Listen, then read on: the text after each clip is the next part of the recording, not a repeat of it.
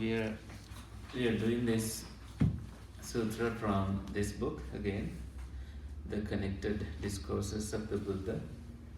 In Pāli, we call it the Saṃyutta Nikāya. It has nice notes given by Bhikkhu Bodhi. So first we go to this single page. So that's where we find the sutra, starting from page 951. This is called the Pheṇa Sutra, like PH kind of sound, Pheṇa, or Pheṇapiṇḍūpama Sutra, and in English it's translated as a lump of form. So, according to the commentary of this book, the Buddha had his monastery very close to the Ganges River, especially at this, like at the time he taught this. Then he saw that there was a heap, what's the word, like a lump of foam just coming down the river. And he decided to give a talk about that. That's, yeah, Pheṇa. But that's not exactly how this sutra begins. It says, on one occasion the Blessed One was dwelling at Ayodhya, close to Pakistan, on the bank of the river Ganges. It's a very slopey area, lots of mountains there.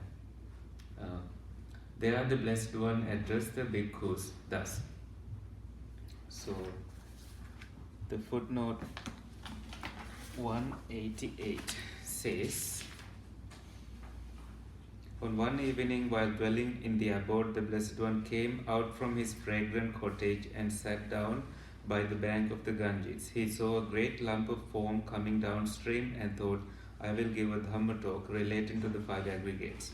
Then he addressed the bhikkhus sitting around him. So that's the commentary part.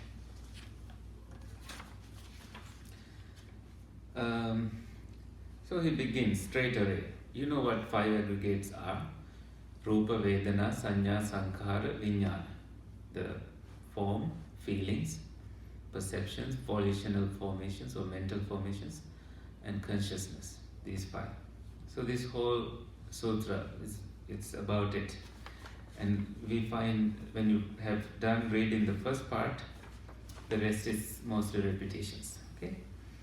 Monks, suppose that the river Ganges was carrying along a great lump of foam. A man with good sight, Cakkuma Puriso, a man with good sight, would inspect it, ponder it, and carefully investigate it. This is just like what you do in meditation. Inspect something, ponder it, and carefully investigate something. And it would appear to him to be void. This form is empty. It's just a piece of form. Hollow. It has holes in it, like it's hollow. Insubstantial, which means it's lacking strength, kind of a sense, like nothing lasting in it. No permanent essence to be found. Right? Then he asks the question like, what substance could there be in a lump of foam? It's just like, is there anything? That kind of a question, like what substance can we find in a form? And with that question he says, so too, just like that, monks, whatever kind of form there is, whether past, future, present, internal or external. This is about the body, past body, future body, present body, the internal aspects of it, external aspects of it, gross or subtle, inferior or superior, far or near, just the same nature. What nature? It's void, hollow and insubstantial. And it would appear to him to be void, hollow and insubstantial.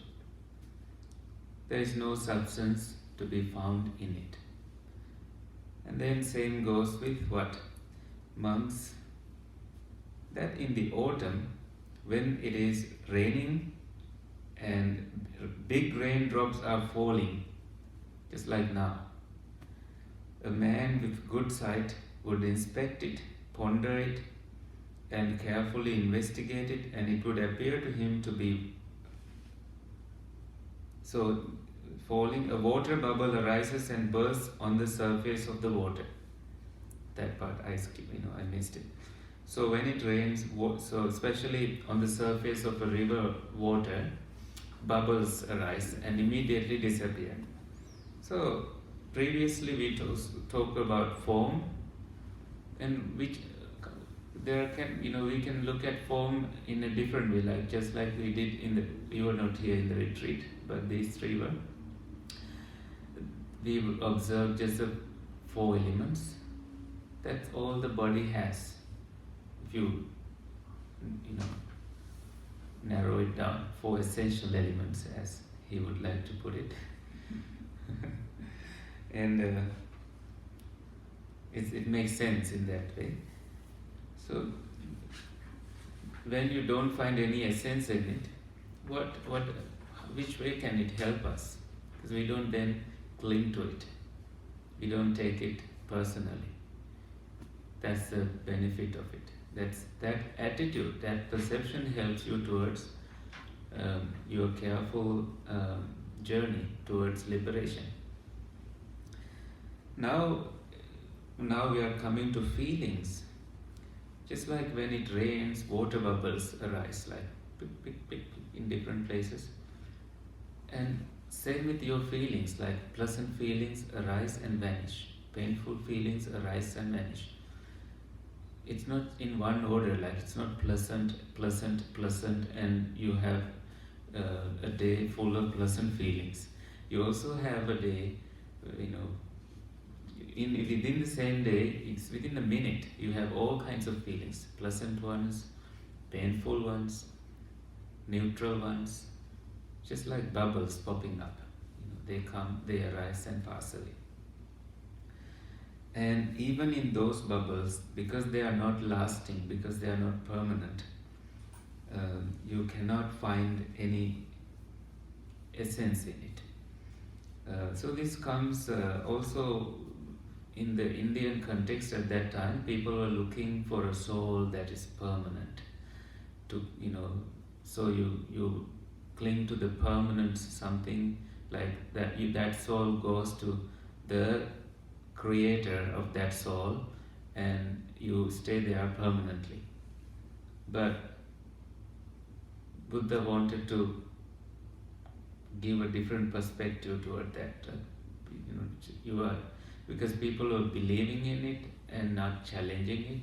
But if you carefully investigate in different ways like this, you are seeing something completely different within this lifetime. You don't have to wait until you die to go there. So whatever kind of feeling there is, whether past, future, present, internal, external, gross or subtle, inferior, superior, far or near, a monk inspects it, ponders it, and carefully investigates it, and it would appear to him to be void, hollow, and insubstantial. For what substance could there be in feelings? So the word for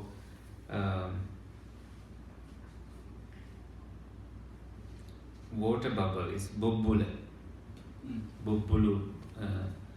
The gāthā, the Pāli verse is Pheṇapiṇḍūpamaṃ rūpaṃ, Vedanā bubbulūpamā, maricikūpamā saññā, sankhārā kadalūpamā, māyūpamāca viññānaṃ. So this is why as you missed that part in the email, I sent that out also.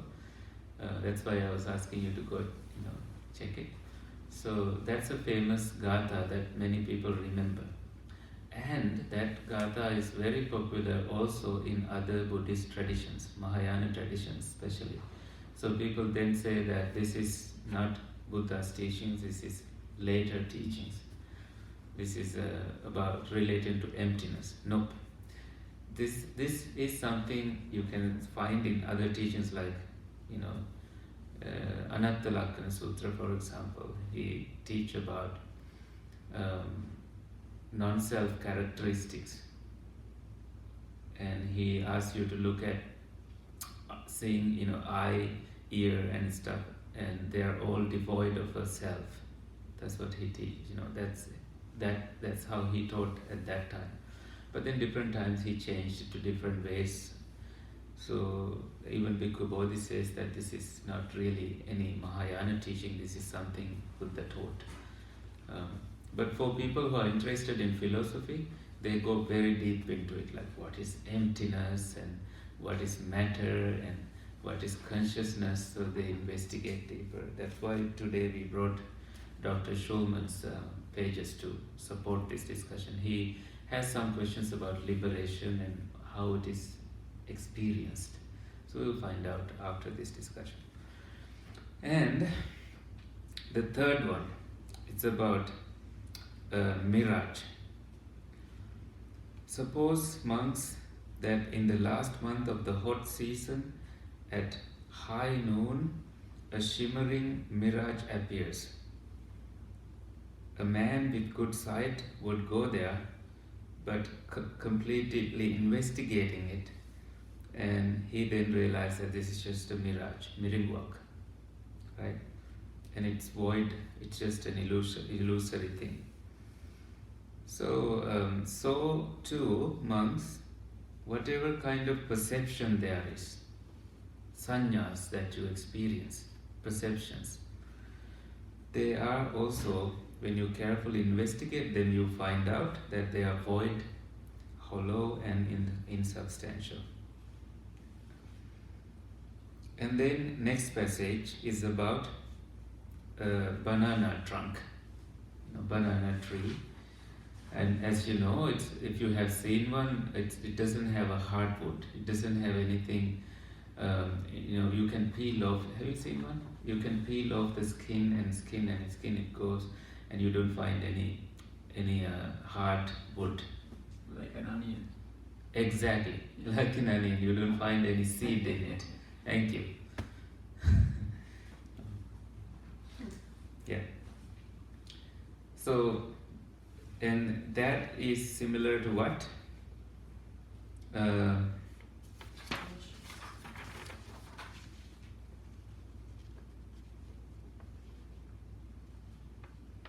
But before that, it says, as he unrolls the coil, he would not find even softwood, let alone hardwood.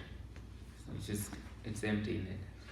A man with good sight would inspect it, ponder it, and carefully investigate it, and it would appear to him to be void, hollow, and insubstantial. And just like that, volitional formations, when you investigate the formations, mental or physical, it's empty. It's void of, it doesn't have a hard core, a lasting essence. Then, about consciousness, he says it's an illusion. A magician can make illusory things, like on the computer or on the wall you find some like millions of little Buddha statues, and then you stare at it and an illusory Buddha statue emerges. I think that's same with different things. Like I was staring at different pictures today on the computer. So people have done very creative things, like when you stare at it enough for about 30 seconds, something like "I love you" appears, and some birds appear, some lions appear. So different things. It's an illusory thing. It's not real, but it's tricks that your mind can play, your eyes can play, illusory images related to your eye. So māyūpamā, māyāpakoi, viññānaṃ, right? Seeing thus, monks, the instructed noble disciple. So now this is very important. Not just an ordinary person who learns this by knowledge, learns it from school. So this is an instructed noble disciple Noble in the sense that he has a noble goal to attain liberation. Not just for anything, just to, just the main goal to achieve that goal of liberation. So when you have seen that way, when you have seen the five aggregates that way, then there is this disenchantment, revulsion towards form, revulsion towards feeling. Just like you don't really stay attached to the form, stay attached to the feelings, stay attached to the perception, volitional formation, or consciousness. You don't really stay playing with any of that. You don't allow you don't just kill time on that. You want to get rid of it as quickly as possible. That urgency comes. But you have to be in that mindset, in that search, in that goal, like I'm going to end this suffering, I'm going to see the reality, I'm going to do away with it, away with the goal why I became a recluse. So that comes to you. When you experience revulsion, you become dispassionate. You're not going after things. Through dispassion is viraga. Your mind is liberated. Liberation is vimukti, freedom. When it is liberated, there comes the knowledge it is liberated. And he understands birth is destroyed, but you are not going to continue being born again and again into a set of five aggregates. The holy life has been lived. The purpose of why you entered this search, why you entered the monastichood has been lived. What had to be done has been done. Katham karaniyam. There is no more for this state of being. Nothing more to be done. So having said this, the Buddha said that gāthā, Pheṇapiṇḍūpamaṃ rūpaṃ. Form is like a lump of form, feeling like a water bubble, perception is like a mirage, volitions like a plantain trunk, and consciousness like an illusion. So explained the kinsman of the sun. So another term for the Buddha, Aditya Bandhu. That's the Pāli for that. So the Buddha is like a relative of the sun. He illuminates the entire world in that sense. However one may ponder it and carefully investigate it, it appears but hollow and void. That's the only way you start seeing it. So it's only a way to shape your perception. When one views it carefully, with reference to this body, the one of broad wisdom has taught. So that's again another epithet to the Buddha. One of broad wisdom. Paññā chakku puriso, sort of something like that. With abandoning of three things, one sees this form discarded. Especially this is about death. What happens is like three things go away from your body at death. So your body, your relatives then discard away your body. What three things? Vitality, heat, and consciousness. Vitality is jivitindriya, right? Heat is tejo dhatu, heat, and consciousness, viññānaṃ. You are not conscious in that body anymore. So it's just become useless. Depart from this physical body. When these things are away from the physical body, then it lies there, cast away. It becomes food for worms and it's without volition, achetana. The body becomes without volition, without chetana, without thinking. Such is this continuum, sankhārā, this continuation, this illusion, beguiler of fools, like deceive by charm, like beguiler. It deceives you by charm, this body. It's because you go in front of a mirror and you say, this is me, this is Kusala, this is that person, building this image. So, it is taught to be a murderer. What? The form. Because, in what sense? Because it kills the essence.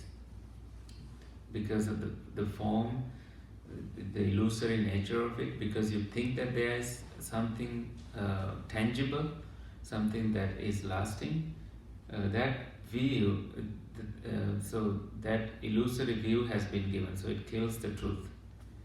So you are not in the truth when you are attached to the illusory form. If you go to the footnote 196, again the commentary, the aggregate's mass is, the form aggregate is a murderer in two ways. So it's not just the form, it's about everything here. The aggregate mass, all the aggregates, a murderer in two ways, because the aggregates slay each other. One aggregate slay each other, like one appears and the other disappear. Like volition, consciousness appear, and your awareness of the rest of the aggregates disappear. Perceptions disappear. Because murder appears in dependence on the aggregates. So murder usually depends on something, but it aggregates, it's built on other aggregates. This is not something that's exactly clear to me, but that's how I get it. Like, because murder appears in dependence on the aggregates, because the killing happens within and in dependence on the aggregates. You can put it that way. As to when the earth element breaks up, it takes along to other, in that sense, like say something hard breaks up, becomes powder and can blow away with the air. So it takes different forms. So now it's self-destructive in a way. Not really destructive, but it takes different forms. Killing the current form, but taking a different element.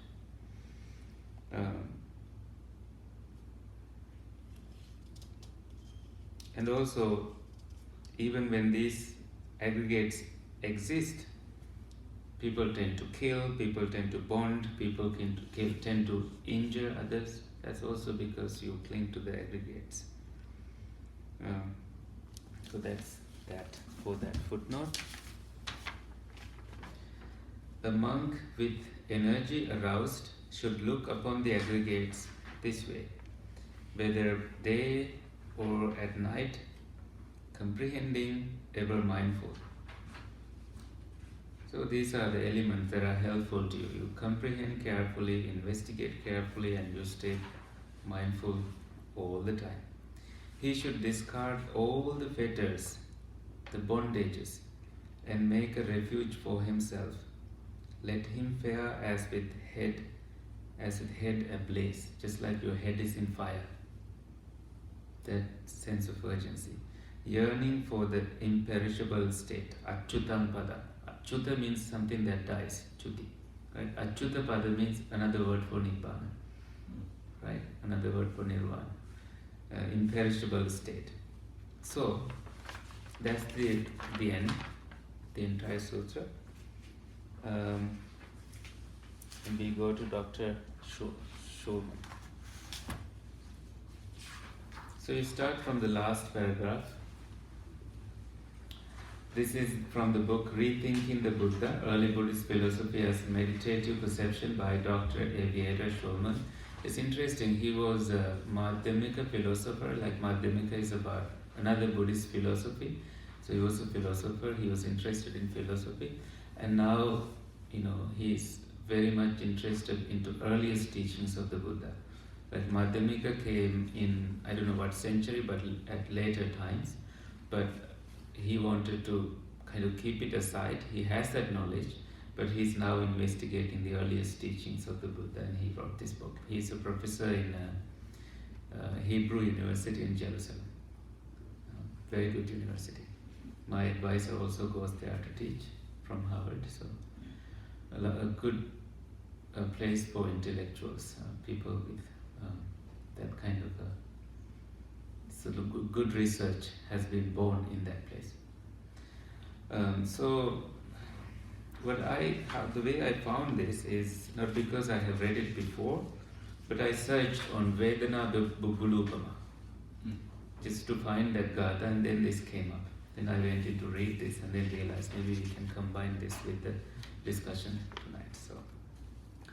So let's begin with the passage that starts with, "It is worth noting that." I think I have marked that for you, right? It is worth noting that the subjective emphasis is like investigating of a self, the need to do that. There is a subject, a doer, right? That emphasis of the teaching of selflessness is evident also in the early notion of emptiness. The term for emptiness is saññā,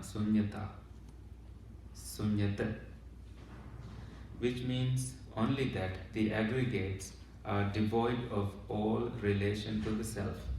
That's about selflessness. So, to enter that discussion, you need to imagine that there is a subject. That's what we usually imagine, that we think that there is a subject. And having imagined that way, when you investigate carefully, you understand selflessness, selfless nature, anatta nature, based on what you have learned from Buddhism and from other teachers. So, devoid of all relation to the self. The same is true in relation to the well-known poem that says, that's what we did today, that form is like a ball of form, sensations are like a bubble, perceptions like a mirage, formations like a banana tree, consciousness like an illusion, which we just did. Here too, there is no doctrine of ubiquitous, like found everywhere. That's the meaning of it. Essencelessness. So there's no doctrine of, it's not about essence. Let's finish the sentence. Here too, there is no doctrine of ubiquitous essentialessness, certainly not in the sense that all is illusion. The Buddha did not go to say that all is illusion, but rather there is a statement regarding the impermanent, fleeting nature of the aggregates. Right? So it's just about how you see the world. It's another teaching, it's another perception to look at. Can you give me a different term for fleeting nature? Quickly passing. Yeah, quickly passing, like perishing quickly and re-arising. Thank you for that. There are indeed no true reasons to assume that the Buddha taught selflessness as a universal denial of essence. So he doesn't want people to blame Buddhism or the Buddha, saying that he's denying any essence. So there can be things that you can take as essence, like the periodic table and different elements and stuff. You can break the atom and find electrons, protons and stuff. But the Buddha did not want to go in that direction. His goal was only about liberation, right? So therefore, he only taught things related to getting that, straightening out that goal for hearers, those who listen to him. Okay? Shall we go on? Are you confused somewhere? I'm confused. I have a question, but I'll talk about it later. Yeah. Okay. Do you want to bring that up now? Or? No, I mean the periodic table and elements, this come much later. This time of the year when the Buddha was there, there's no such a thing. Yeah. Periodic table or that sort of thing. So it's true. Though we said the elements is when it come to English, it became elements, but that was there, but not the periodic table. The thing is, the Buddha also said that I have only taught you this much, having picked some leaves, but I haven't taught you all that, just like that huge, large forest out there. So we don't want to get confused with the periodic table and the elements of the Buddha, what Buddha preached. Yes, but also we should know that he did not, the periodic tables can belong in those things that he didn't teach. Everything is there in the exactly. four things, Oh yes. We have seen that in the Nikāyas, this is Nikāyas, these books, selflessness means, so that's how the Nikāyas teach it, not myself or not I, and that its main claim regards the nature of subjectivity. The object of analysis is the aggregates. So these are objects. The aggregates are the objects. So Buddha takes these as the objects to teach that. And the discovery that they are not the self says something mainly about the nature of individual existence. So it's all about the individual existence. Returning to the, so he is in the discussion based on the Anatta Lakkana Sutta about non-self characteristics. So if you remember that, it's all about, this thing is not self, that thing is not self, form is not self. So that's what it teaches. We can observe a second fundamental point. The doctrine of selflessness is not merely a philosophical or psychological principle, but rather functions as part of the Buddhist transformative enterprise.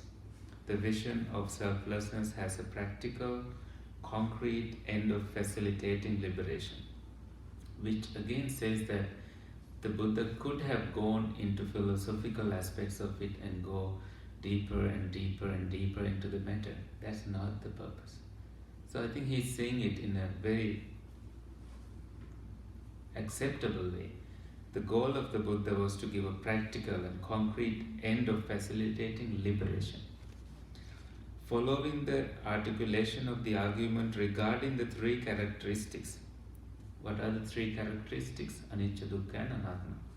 In the sutta, the Buddha says, therefore monks, whichever form of the past, present or future, inner or outer, coarse or subtle, lowly or exalted, far or near, should be observed through correct wisdom as it truly is. This is not mine, this I'm not, this is not myself.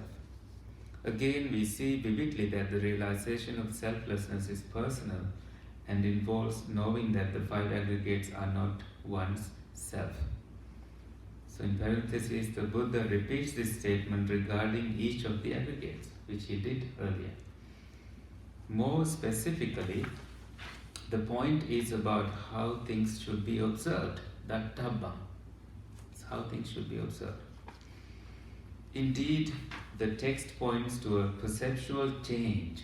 That's what happens when you read and listen to the teachings. Perceptual change, your perception about things change. That is meant to occur. It's supposed to occur. When one will begin to observe the contents of experience, it's your own experience, through correct wisdom. What is correct wisdom? Is this teaching. This perceptual transformation is, however, only the first step. It's not the end, as it aims to direct the practitioner much further along the path, all the way to liberation. So this, and then he brings up some teachings of the Buddha. Seeing this way, monks, a learned disciple of the Noble Ones detaches from forms, detaches from sensations, detaches from perceptions, detaches from formations, detaches from consciousness. Becoming detached, he grows dispassionate. Following dispassion, he is liberated. Being liberated, there's the knowledge that he is liberated, free from birth, and nothing more to be done, no further existence. So, and then he says very clearly again, the perception of selflessness is not an end in itself.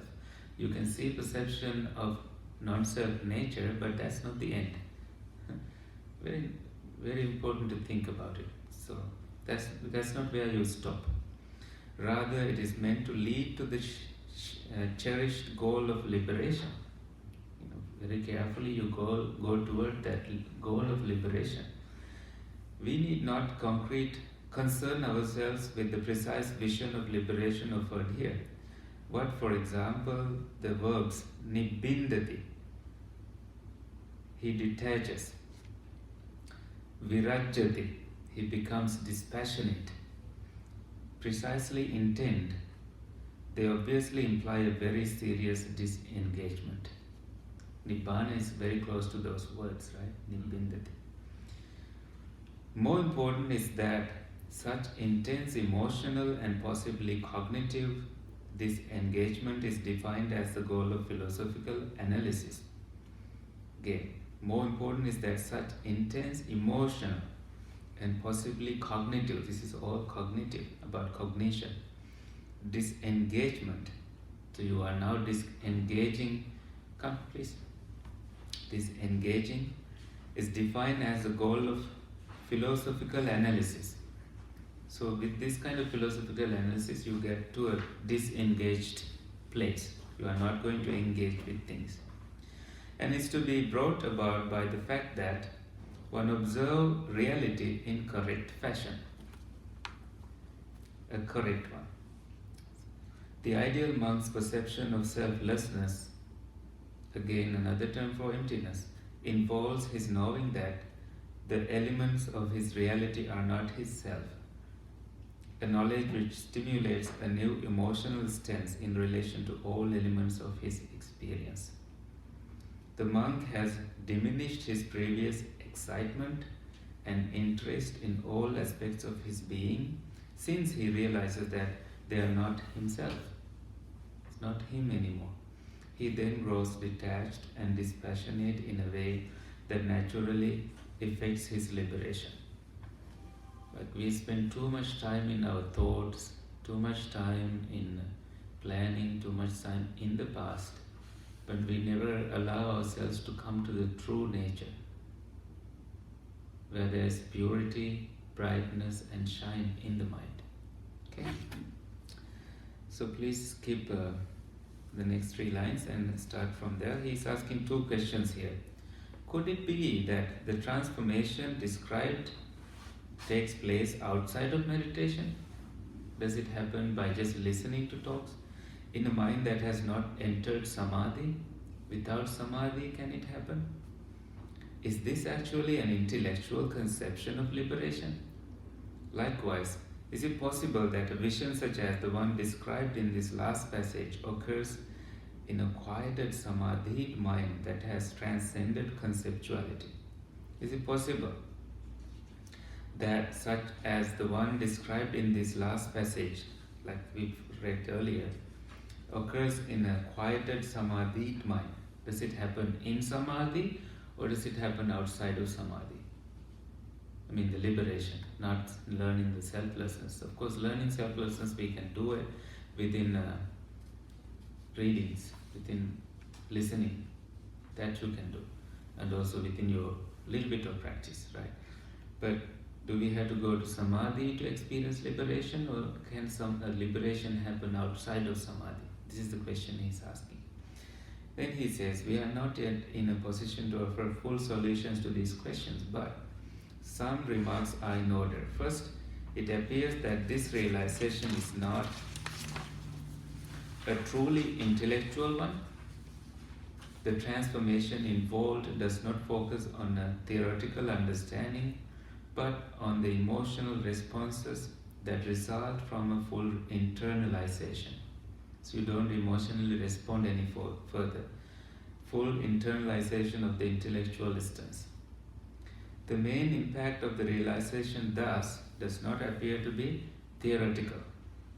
So the realization is not all about theory or theory. It's not about the things like lessons. This process of the internalization of philosophy and its transformation into an immediate perceptual and emotional attitude will form the core of our discussion of the concept of mindfulness in the following chapter. I was supposed to skip that part. Second, although one can imagine, so he brings mindfulness into the discussion. So we have only 1/2 page to go and then we will end the discussion. Second, although one can imagine that perceptions of the sort, this kind of perceptions, have been related by the Anatta-lakkhana Sutta, could take place in the ordinary mind of any human being, it appears more reasonable that if they are to be liberating in any real sense, they must demand a more sustained form of reflection. You sustain that reflection. Such intensified reflection is afforded by an awareness of the type that it is said to occur in concentrated meditation. Of course, when you sustain your concentration, then that awareness, what awareness? Intensified reflection can occur in that. So you intensify your reflection that it's everything, and this everything is free of self. Again, come to the word liberation. Liberation, if this term is to mean anything, demands a full harnessing of all psychological faculties. You tighten up everything. The whole of one's being must know. Every cell must know. In the logic of the Anatta Lakkana Sutta, this is not mine, this I am not, this is not myself. It's about aggregates. Every aggregate is not you. If we wish to take these statements seriously and to allow them to represent a different reality than the one we are familiar with, what is our reality? That we take everything as self. But if it represents a different reality, that everything is not self, a reality that may reflect the world of dedicated Indian yogis practicing in the wilderness beyond the realm of society, we should appreciate that the event of liberation is more than an intellectual understanding, and that it is naturally connected to meditative contemplation. So, meditation is a must. That's why in the retreat we did more meditation yesterday and less talking, because here we do the talk. Whether such a meditative mind must technically be said to be in the samadhi or in a state that is beyond conceptuality is still open, but the connection to meditation seems evident. So meditation is a must, without which liberation is not going to happen. That's what. But people in the Buddha's time, they were just listening to the Buddha and they were liberated. We don't have the Buddha now for that, so we have to. Yeah. Yes. Yeah, I have some. So, kind of getting into understanding that. So the 5 aggregates are impermanent. Yeah. So you have the feelings, perceptions, consciousness, Formations. Yeah, forming. Yeah. So if you go into the, so I was kind of trying to understand, so the consciousness, right? Consciousness is somewhat what we are trying to achieve. So I was trying to see what is actually meant by the consciousness in the 5 aggregates, and what I'm trying to understand here is, it seems like the 5 aggregates are also like, they were brought up as impermanent, but actually the cognition of that impermanence is what is really the realization of the detachment from selfness. Yeah. And then, so the last part came into this samadhi and the meditation, so that the right cognition actually helps the samadhi building. It does, exactly. So that's where you yeah. getting to that samadhi means, you are some kind of a mental state that you understand this is that's the true cognition of the impermanence of aggregates. So, Yes. So definitely, it's very true that this understanding about selflessness supports samadhi. It's a very good thing to say in this discussion. But then, what is consciousness? What is eye consciousness? What is ear consciousness? What is nose consciousness? So in that. That's the aggregate. That's the collection. Yes, it's part of the aggregates. So aggregates are impermanent. So that means the consciousness probably. I'm trying to understand whether that's kind of a very impermanent thing that we. Okay, look at it this way. When you hear a sound, at a point when you are staring at something, your eye consciousness, you are looking at something, your eye consciousness shifts to the ear consciousness. So that consciousness that's died and this arose. right. My thinking that the problem is not the consciousness, but you take it as yours. That is the problem. Mm-hmm. When you see the consciousness, any of the aggregates, you think if you take it as yours, then self is there. Right. It's very easy to go there. Yeah. That you see a beautiful something and it's yours. Yeah. You want to own it. And if you keep it away, then no problem. If you know that Yes. it's not you or yours, Easier said not than belong to done. you. Yeah, of course. I Yeah. think it's still that the consciousness part, that comes as part of the five aggregates, kind of trying to highlight, like now you have these sensors, like the, getting all the inputs from the world, and so you have sensors are part of the matter. I mean, in your body, Yeah. and then the feelings. Mm-hmm. So when you see something, you generate some feelings, sound or touch or whatever. So feelings, and then the mental formations, Perceptions. Perception is probably you perceive that as, when you have a nice fragrance, you perceive it as I have As a kind that. of flowery thing around me, that type of perception. Yeah. And the mental formations, probably you kind of try to generate some kind of attachment to that flowery thing or the environment. Mm-hmm. So that brings into some consciousness about the, some kind of attachment related consciousness. So that's trying to understand. So that is what it is meant by the five aggregates are impermanent. So if you get into that cognition, right cognition of this impermanence, so then you through meditation and getting into some state of mind called samadhi, and then you get into that state where you no longer getting attachment to any of these. You become detached and you stay in it without changing. Probably that leads to where what it says as the ultimate, the liberation. Yeah. That's exactly how it should happen. It's I think the meditation session we did yesterday is the basic 4 elements. So when you put it there, if you did it the right way, then it sums up all our discussion today. Actually, we should have done this before the meditation.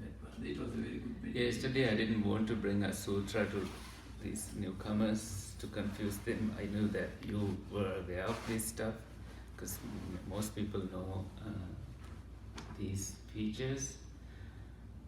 Even this sutra discussion has come to a point where I feel like we are repeating the same thing again and again in different ways, although the context and people are different.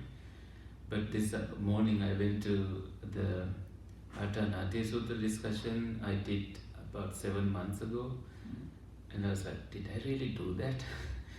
So then I realized this is all about knowledge. And I was showing in that video, showing an image. I didn't even remember showing an image in that discussion. So it definitely helps us towards our practice build trust and confidence in the teachings. But other than that, it all goes into the knowledge that surfaces, but it's impermanent knowledge. It just disappears with time. So I think the philosophical knowledge is important, but you don't stop there. You have to meditate and Exactly. Samadhi. I think he's also reaffirming that in his discussion. Let us. Are you going to say something? Basically I was going to say that it is good for knowledge, what we are doing here, but if you want to read there, you have to practice it, basically. Yeah. Thank you for reminding me. No, I was telling to me, I was talking to me. No, but just kidding. So where are we? The last paragraph? Whether such, the last few lines. Whether such a meditative mind must technically be said to be in samadhi or in a state that is beyond conceptuality is still open, but the connection to meditation seems evident. There is one last consideration that supports the notion that the liberation described here is more than an intellectual understanding and probably involves concentrated meditation. So he uses the word probably. It's like suspecting it. The fact that the Buddha goes through each of the 5 aggregates or through the 6 senses in each of the passages we read suggests that the disciple who takes the instruction to heart carries them out in a focused state of contemplation. Right? While the Buddha's teaching style here surely expresses pedagogical, like there is an order, and mnemonic, like you memorize it and then continue it, or narrative concern as well. So he has a narration like similes, stories, metaphors. This presentation cannot be reduced to these aspects of the text. It's not just pedagogical, it's not just something to memorize, it's not just narrative context. There's more more into it. If the main point was that the 5 aggregates are impermanent and selfless, for instance, it would surely be simpler to retain this simple statement in one's memory. So you just remember it and that's enough for you. But rather than to go through a long list of elements. But there is some work to be done. It's not just you hear that, it's just you have to see things, what are the ingredients in it, in that understanding, and what you are supposed to see, and how do you personalize that understanding. Personalize, non-personalize, no, the view of non-personalization. Realize, yeah. This elaborate presentation fits well into the picture that realization occurs in its richest varieties when the visualization outlined by the text is practiced in concentrated meditation. Very important. But again, let's read another passage and end it. That's where he opens a new discussion about paticcasamuppada, dependent origination. But the last line in this last paragraph is important. We can even go one step further. These considerations recommended that the so-called intellectualist approach to liberation is related to meditative practice and probably is meant to take place as part of meditative observation. We have yet to explain, however, how what appears as a conceptual understanding can be experienced in samadhi. How can we experience it in samadhi? But must we? It seems that when philosophy has become a way of seeing, which has turned into an emotional stance, the transformation intended involves little, if any, conceptuality. It's not all about concepts. When one observes the contents of his experience in the correct manner, not when he understands them conceptually, he is liberated. So you need to see the contents carefully and not just conceptually. So they are not limiting to concepts and concepts. There is work to be done in it. So, was it good to bring the Dr. Shulman into the discussion? Yeah. So, good. I'm glad it helped. I think we need to, that's one way to read how people read these things. And so we kind of detach from the sutra a little bit and then come to a general discussion. He brings up important questions here, right? Very important questions. How does it really happen? So, Jahayata Bhikkhave, that's the Buddha's term, meditate monks. Sums up the whole discussion. Ma pamadata, don't delay it. Don't be negligent. And he even says, those are the empty huts, those are the roots of trees, go and sit there and meditate. So, and he says, Appamādhu Amatapada, for example. The path to deathlessness is big, appamada, not delaying things. You what's the word, like hatefulness, right? Not heedlessness. So, Kippangvayam, yeah? I was going to say, I noticed like this little bit of fear in actually getting to the point where letting go of Everything. Yeah, Mhm. and just having everything fall out from underneath, and it's just like, Yeah. You no longer find any meaning in your existence. So, yeah. right. It's a very, very trust and very fear-arousing thought even to think about. That's why the ordinary people, when they look at it, it's like, this is not for me. Yet to live and enjoy this world, travel and do this, do that.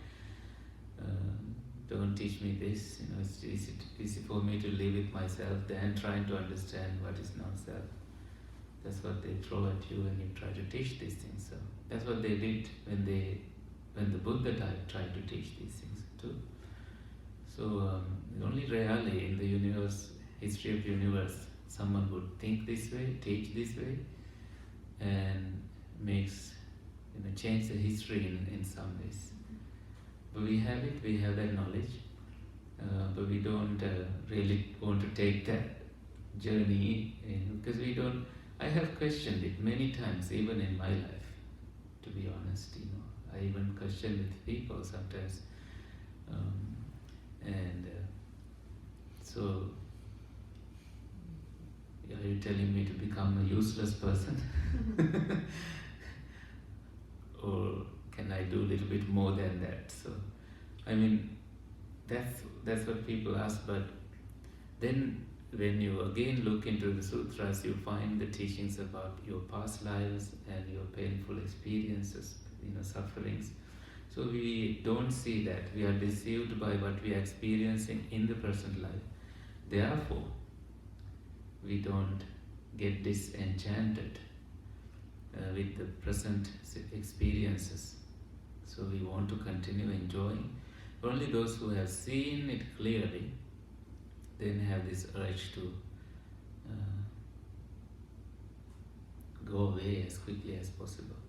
We also have a person who comes to our morning meditations on Saturdays. He says he can see, 2,500 years of his past life, and even in his last life he was driving with his fiancée, and then he wanted to impress his girlfriend, but he was driving too fast. He couldn't control the vehicle and they crashed and died. And he remembered that event in this lifetime. But he only does a little bit of meditation, even knowing the past lives, right? That's what he claims.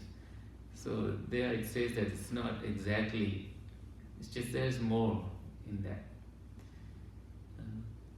But again, people like Buddha himself, in his own life, he had everything that people desired for, basically everything, every pleasure, but he again wanted to go in that direction. And he says he was searching for the truth for many, many lifetimes, uncountable lifetimes. And it's not just him, but Sariputta, Moggallana, these two monks on either side of the Buddha, they were wealthy people. It's not about wealth. They let go of everything, wanted to search the essence. This is the teachings they found to be the essence, be the truth. Even when their parents were angry for their decisions, they still didn't listen to them. Their parents, I think if you listen to Bhikkhu Bodhi's little piece of talk there, he mentions that parents asking you can be a good Brahmin, it's like parents saying you can be a good Jewish kid. Why do you have to become a monk? Why do you have to become a useless person? That's what Sariputta's mother asked. But only, she was believing in the Creator God as her God, had the statues of him worshipping and offering flowers.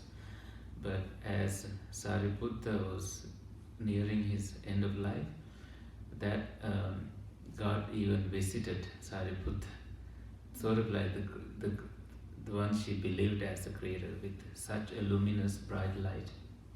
She was so impressed because smaller lights came and vanished, but then bigger ones started to come. A really big one came, like the last visit. And she asked, like, who's that? And the son said, that's the God that you worship as the creator God. So, and she was so impressed with that experience, and she abandoned that view she had and started worshipping, like, my son is even worthier than that. Even my God seems to visit my son. So she changed. So it took, for Sariputta, it took about that creator God's visit to convert his mother. So it's impossible for some children to convert their parents in that sense. Anyway, we can go on. Let's end the discussion there. Anything else? If you want, please go back to this discussion. But starting from today, we are doing sharing of merits at the end. You have it in the last page of the booklet. We'll read it together. This is like the translation of it. Do you want one? We have copies. Vimala, can you pass this to us? You do it in English. Yeah.